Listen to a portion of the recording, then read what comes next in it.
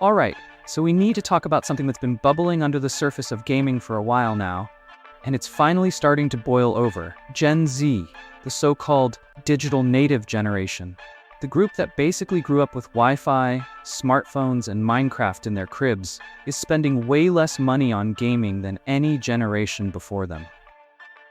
And I know what some of you are thinking. Wait, what? Isn't Gen Z the gaming generation? Aren't they the ones glued to screens 24/7? Yeah, but here's the twist. They're still playing games, maybe even more than older players, but they're just not spending the same way. And that has massive implications for consoles, publishers, and the future of the industry as a whole. Let's start with the cold hard numbers. According to a fresh study from Circana, these guys track gaming sales and trends.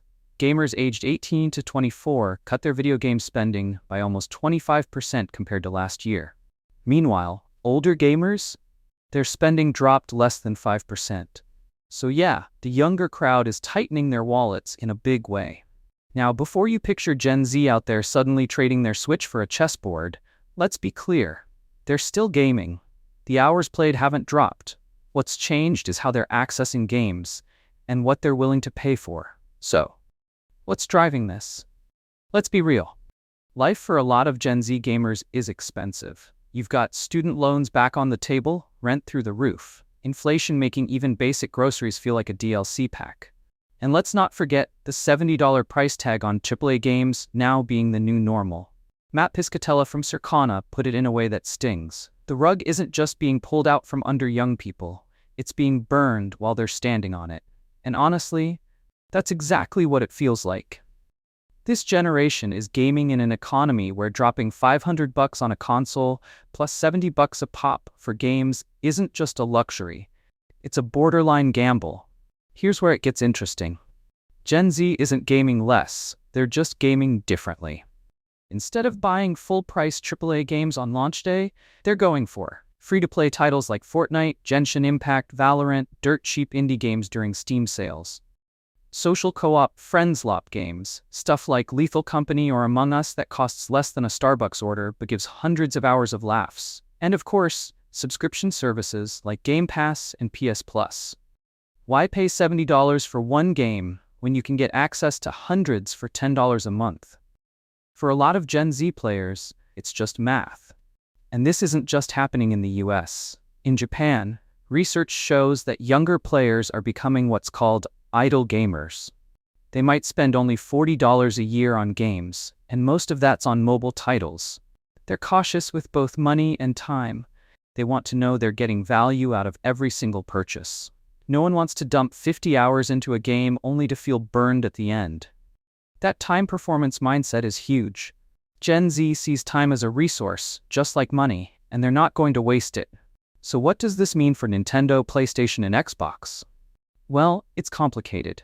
The console market runs on big tentpole launches. Think Switch 2, PS5 Pro, the next Xbox.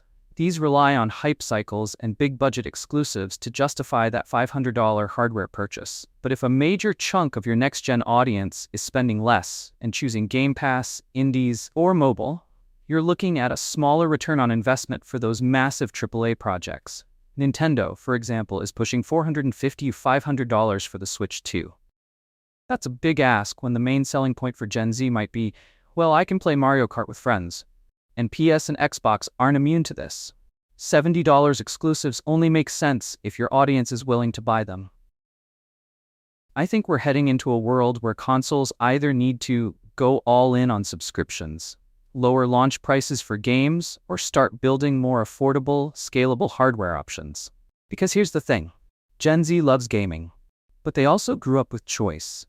They know there are cheaper ways to play, and they're not afraid to skip the hype cycle to save money.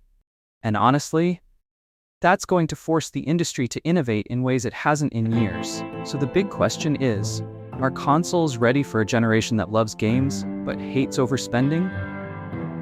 Or will we see more people ditching traditional hardware for cloud, mobile, and subscriptions? I want to hear from you.